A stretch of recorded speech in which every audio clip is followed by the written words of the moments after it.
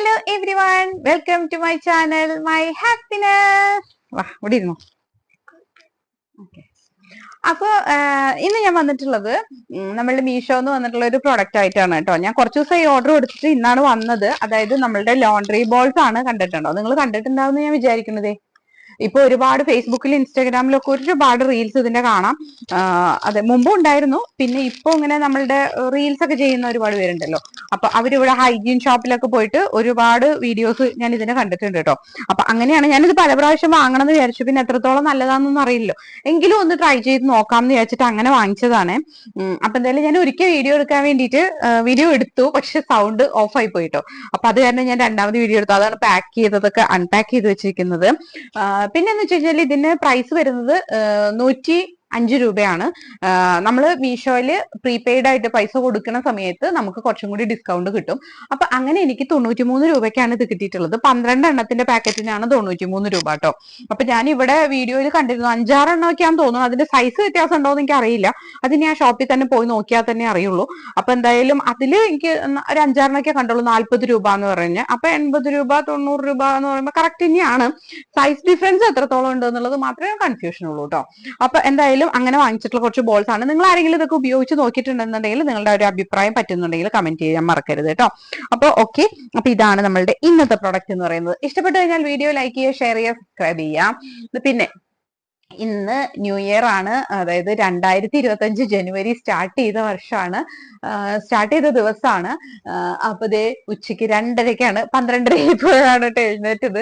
12:30 കഴിഞ്ഞ് ഞാൻ എഴുന്നേറ്റപ്പോ ഉണ്ണി എഴുന്നേറ്റപ്പോ അതിനേക്കാളും കൂടുതൽ വൈകി. അപ്പൊ എന്തായാലും അപ്പൊ എല്ലാവർക്കും നല്ലൊരു വർഷം ആവട്ടെ എന്ന് ആഗ്രഹിക്കുന്നു. കഴിഞ്ഞ ഒരു വർഷം എന്ന് പറയുന്നത് എന്നെ സംബന്ധിച്ച് വല്ലാത്തൊരു വർഷം എന്നൊക്കെ നമുക്ക് വേണമെങ്കിൽ പറയാം. പക്ഷെ അതിൽ നിന്ന് നമ്മൾ പഠിച്ചതും മനസ്സിലാക്കിയതുമായ കുറെ കാര്യങ്ങളുണ്ട്. അത് വെച്ച് നോക്കിക്കഴിഞ്ഞാൽ അതൊരു നല്ല വർഷം എന്ന് തന്നെ വേണമെങ്കിൽ പറയാം.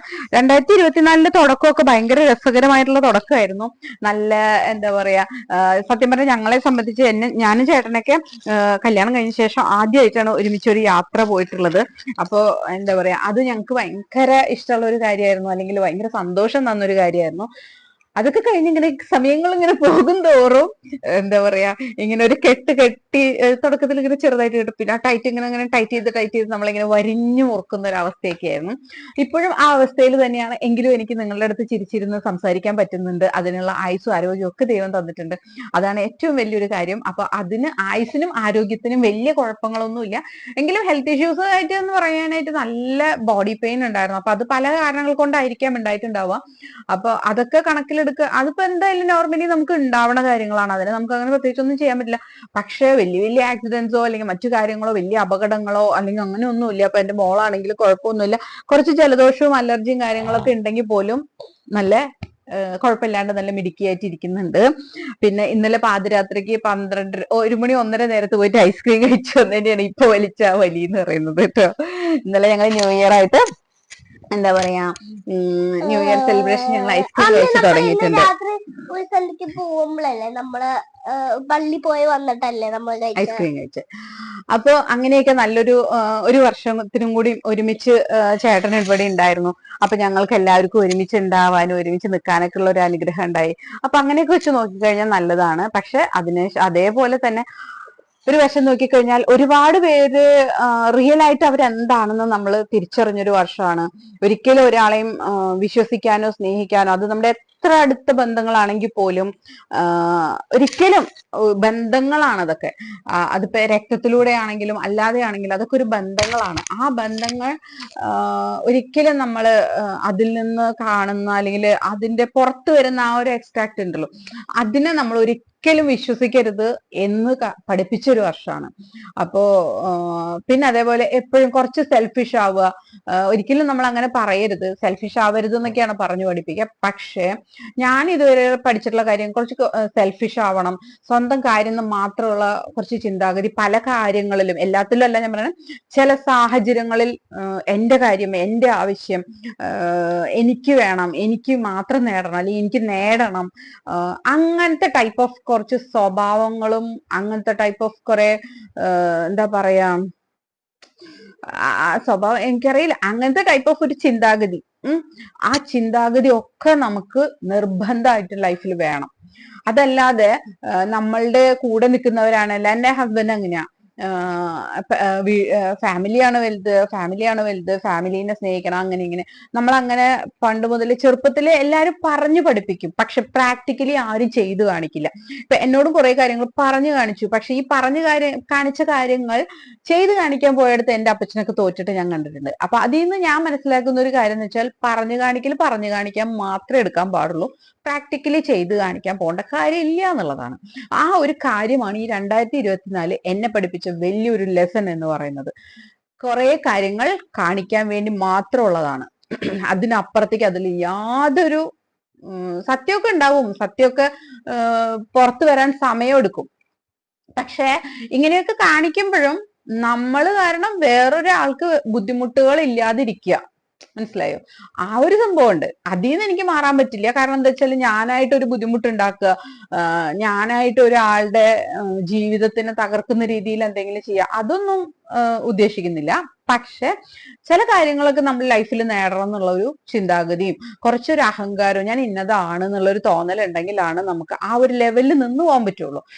അല്ലെങ്കിൽ വളരെ ഡൗൺ ടു എർത്ത് എന്നൊക്കെ പറയുന്നത് പറയാൻ മാത്രം കൊള്ളുന്നത്, അല്ലെങ്കിൽ ചില സാഹചര്യങ്ങളിൽ കാണിക്കാൻ മാത്രമേ പറ്റുള്ളൂ ഈ സംഭവങ്ങൾ. പക്ഷെ ചിലരോട് നമ്മൾ അത് കാണിക്കുകയും വേണം, ചിലരോട്, മനസ്സിലായോ? എല്ലാരോടും അല്ല, ചിലരോട് മാത്രം. വളരെ കുറച്ചു പേരാണ് നമ്മളുടെ ആ ഒരു ഡൗൺ ടു എർത്ത് ക്യാരക്ടർ അർഹിക്കുന്നുള്ളൂ, അല്ലെങ്കിൽ നമ്മളുടെ സ്നേഹം അർഹിക്കുന്നവർ വളരെ കുറച്ചാ, നമ്മളുടെ വിശ്വാസം അർഹിക്കുന്നവർ വളരെ കുറച്ചാ. അപ്പൊ അത് അവരോട് മാത്രം നമ്മൾ കാണിക്കേണ്ട കാര്യം.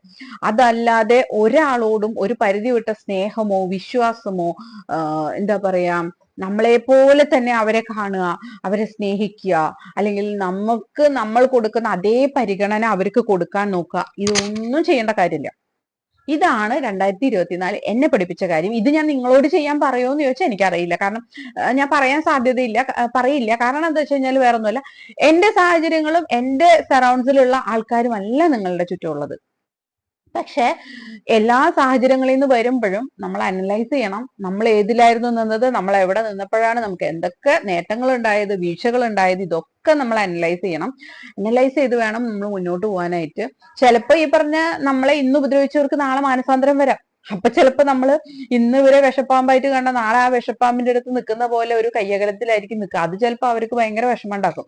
പിന്നെ വേറൊരു കാര്യം എന്ന് വെച്ച് കഴിഞ്ഞാല്, ഒരുപാട് ആൾക്കാര് നമ്മളോട് എന്താ പറയാ, അവര് പെരുമാറിയ രീതി ഉണ്ടല്ലോ, ആ പെരുമാറിയ രീതി നമ്മൾ കുറച്ച്, അവര് കാണിച്ചത് ഒരു 100 കാര്യങ്ങളാണെങ്കിൽ ആ 100ൽ 1ന്റെ ഒരു അരഭാഗം നമ്മൾ കാണിക്കുമ്പോഴേക്കും അവർക്ക് സഹിക്കാൻ പറ്റണില്ല, മനസ്സിലായോ? അപ്പൊ അവർക്ക് ആ പെയിൻ താങ്ങാൻ പറ്റാത്ത പെയിനാണ്. അപ്പൊ ഒന്ന് ആലോചിച്ച് നോക്കൂ. പക്ഷെ അവരോട് നിങ്ങൾ ഈ 100 കാര്യം ചെയ്തപ്പോ എന്റെ അവസ്ഥ എന്തെന്ന് ചോദിച്ചാൽ അവർക്ക് പറയാൻ പറ്റില്ല ഒരിക്കലും. പക്ഷെ അവർക്ക് അതുപോലും താങ്ങാൻ പറ്റണില്ല. അതൊക്കെ ദൈവം ചോദിക്കേണ്ട കാര്യങ്ങളാണ്, ദൈവം ചെയ്യേണ്ട കാര്യങ്ങളാണ്. മേ ബി നമുക്ക് അറിയില്ല എന്താ വരുന്നതെന്ന്. പക്ഷെ എന്തായാലും എന്തൊക്കെ വീഴ്ചകൾ ഉണ്ടായാലും, എന്തൊക്കെ തരത്തിലുള്ള ആളുകൾ നമ്മുടെ ചുറ്റുവട്ടം ഉണ്ടായാലും, അതിൽ നിന്നൊക്കെ ദൈവം നമ്മളെ പ്രൊട്ടക്ട് ചെയ്ത് കൊണ്ടുപോയി. അപ്പൊ അതുകൊണ്ട് കൊണ്ടുവന്നു. അപ്പൊ അതുകൊണ്ട് തന്നെ എനിക്ക് ഈ ഒരു 2024 എന്ന് പറയുന്നത് ദൈവത്തിൽ നിന്ന് ഒരുപാട് പ്രൊട്ടക്ഷൻ ലഭിച്ച ഒരു വർഷമാണ്. അങ്ങനെ നോക്കിക്കഴിഞ്ഞാൽ എനിക്ക് ഇതൊരു ബ്ലെസ്സിങ് ആയിട്ടുള്ള ഒരു വർഷമായിരുന്നു എന്ന് ഞാൻ പറയും. കാരണം എന്താ വെച്ചാൽ, ഞാൻ എൻ്റെ കുടുംബം എന്നുള്ളത് ചിന്തിക്കാൻ എന്നെ പഠിപ്പിച്ചു. അതേപോലെ തന്നെ എൻ്റെ ഹസ്ബൻഡിനെയും ഞങ്ങളെന്ന കുടുംബത്തെ എന്താണെന്ന് മനസ്സിലാക്കിയിട്ട് അങ്ങനെ ആവാനായിട്ട് പഠിപ്പിച്ച ഒരു വർഷമാണ്. അപ്പോ ആ വർഷത്തിന് അതിൻ്റെതായ ഒരുപാട് പ്രാധാന്യമുണ്ട്. പക്ഷെ അങ്ങനെയുള്ള ഇത്രയും ഞെരുക്കുന്ന അനുഭവങ്ങളിലും ദൈവം നമ്മളെ കാത്തു സംരക്ഷിച്ച് പരിപാലിച്ച് ഞങ്ങളെ ഇവിടം വരെ എത്തിച്ചിട്ടുണ്ട്. ഇന്ന് 2025 തുടങ്ങുമ്പോൾ നിങ്ങളുടെ അടുത്തിരുന്ന് ഇങ്ങനെ ഒരു 2 മിനിറ്റ് സംസാരിക്കാൻ എനിക്ക് സമയം കിട്ടിയിട്ടുണ്ട്, അല്ലെങ്കിൽ അതിനുള്ള ഒരു അവസരം ദൈവം തന്നിട്ടുണ്ട് എന്നുള്ളതിൽ എന്നെ സംബന്ധിച്ച് വലിയൊരു സന്തോഷമുള്ള കാര്യമാണ്. പിന്നെ യൂട്യൂബ് ഇപ്പൊ മറ്റേ ചാനലിലാണെങ്കിലും ഞാൻ ഒരുപാട് ഫിനാൻഷ്യൽ ഇത് ഉണ്ടാക്കണം എന്ന് വിചാരിച്ച് തുടങ്ങിയൊന്നുമില്ല. ഫിനാൻഷ്യൽ നേട്ടം ഉണ്ടാക്കാൻ ഈ പറഞ്ഞ പോലെ അതൊക്കെ ആവശ്യമാണ്. ശരിക്കും പറഞ്ഞു കഴിഞ്ഞാൽ അതൊക്കെ അതിനായിട്ട് ഇറങ്ങി പുറപ്പെടാന്ന് വെച്ച് കഴിഞ്ഞാൽ എന്നെ സംബന്ധിച്ച് നമുക്ക് നമുക്ക് എല്ലാവർക്കും ലൈഫിൽ ഓരോ പ്രയോറിറ്റീസ് ഉണ്ടാവും. അപ്പൊ ആ പ്രയോറിറ്റീസിനനുസരിച്ചാണ് നമുക്ക് നീങ്ങാൻ പറ്റുള്ളൂ. പിന്നെ നമ്മളുടെ സാഹചര്യമാണ്. അപ്പൊ എന്നെ സംബന്ധിച്ച് ഇപ്പോ എന്റെ പ്രയോറിറ്റി ഈ ഇരിക്കുന്ന മുതലാണ്. അപ്പൊ ഈ മുതലിന് വേണ്ടിയിട്ടാണ് ഞാൻ പോവാൻ ഉദ്ദേശിക്കുന്നത്. അപ്പൊ അപ്പുറത്തെ സാഹചര്യങ്ങൾ അനുകൂലമായതുകൊണ്ടാണ് എനിക്ക് അവൾക്ക് വേണ്ടി നിൽക്കാൻ പറ്റുന്നത്. അതിനുവേണ്ടി അല്ലെങ്കിൽ പൈസ അല്ലെങ്കിൽ അങ്ങനത്തെ ഒരു കാര്യത്തിന്റെ പുറകെ പോവാതെ എനിക്ക് എന്താ പറയാ, അവളുടെ ഒരു കുറച്ച് കുഞ്ഞു കുഞ്ഞു ആഗ്രഹങ്ങളാണ്. ഇപ്പൊ അവള് ചെറുതാണ്, അവളുടെ ആഗ്രഹങ്ങൾ കുഞ്ഞാണ്. അവള് പറയുന്നത് അമ്മ ഞാൻ സ്കൂൾ വിട്ട് വരുമ്പോ അമ്മ ഇവിടെ ഉണ്ടാവണത് കാണുമ്പോഴാണ് എനിക്ക് സന്തോഷം. ഞാൻ ചെറുപ്പത്തിൽ അങ്ങനെയായിരുന്നു. എന്റെ അമ്മച്ചിനെ പുറത്ത് കണ്ടില്ല എന്ന് വെച്ചാൽ എനിക്ക് ഭയങ്കര സങ്കടമായിരുന്നു. അപ്പൊ എനിക്ക് മനസ്സിലാവും എന്റെ അമ്മച്ചിക്ക് വയ്യ, കിടക്കുകയാണ് എന്നുള്ളത്. അതോടുകൂടി പോയി. അതേസമയം എന്റെ അമ്മച്ചി ഞങ്ങൾ സ്കൂൾ വിട്ട് വരുമ്പോ അമ്മച്ചി കുളിച്ച് സുന്ദരിയായിട്ട് ഗേറ്റിന്റെ അവിടെ നിൽക്കുന്നത് കാണുമ്പോ ഭയങ്കര സന്തോഷമാണ്. അമ്മച്ചി ഓക്കെയാ.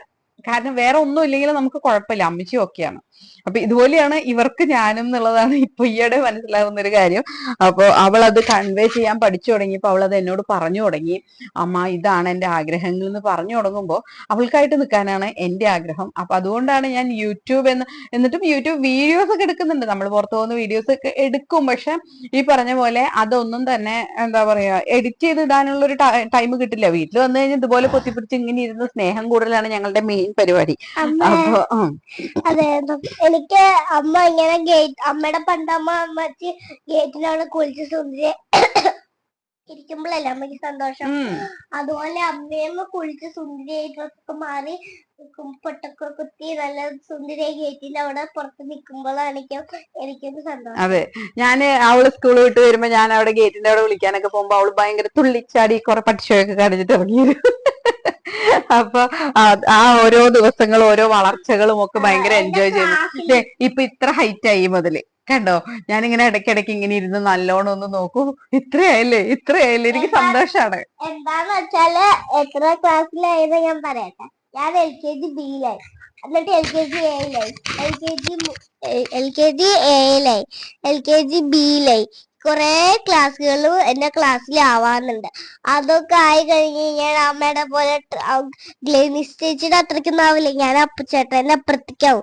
എന്താന്ന് വെച്ചാല് എന്റെ ബ്രദറാണ് അപ്പുച്ചേട്ടൻ. അത് തൃശ്ശൂരാണ് വീട്. അത്രയ്ക്കാവുമ്പോഴോ എനിക്ക് അതൊക്കെ കുറെ ക്ലാസ് കഴിയുമ്പോ എനിക്ക് ഞാൻ കല്യാണമൊന്നും കഴിക്കുന്നില്ലേ എക്സൈറ്റിന്. എന്താന്ന് വെച്ചാല് ഞാൻ ജോലിയൊക്കെ വാങ്ങിച്ച് അമ്മയ്ക്ക് കാശൊക്കെ ഉണ്ടാക്കി ഓരോന്നിങ്ങനെ വാങ്ങിച്ച് ഇത് റെക്കോർഡ് ചെയ്ത് വെക്കേണ്ട ഒരു സംഭവമാണ്. കാരണം ഇവള് കുറെ കഴിഞ്ഞ് മാറ്റി പറയുമ്പോ എനിക്ക് ഇതൊക്കെ പറയണമല്ലോ. അപ്പൊ ഇതൊക്കെ ഞാൻ റെക്കോർഡ് ചെയ്ത് വെക്കട്ടെ. ഇങ്ങനെ അമ്മയ്ക്ക് ഓരോന്ന് വാങ്ങിച്ച് ഇങ്ങനെ കൊടുത്ത് എന്റെ കാശ് കഴിയുമ്പോ പിന്നെയും ഞാൻ ജോലിക്ക് പോവും. ജോലിക്ക് പോയി വലിയ ശമ്പളം കിട്ടുമ്പോ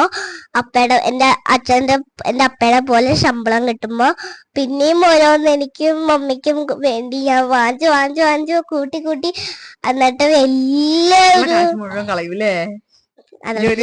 ജോലി ചെയ്ത് കിട്ടുന്ന കാശ് മുഴുവൻ കളയൂല ഇങ്ങനെ വാങ്ങിച്ചിട്ട്? വാങ്ങിച്ചിട്ട് അല്ല വേണ്ടത്, സേവ് ചെയ്ത് വെക്കണം.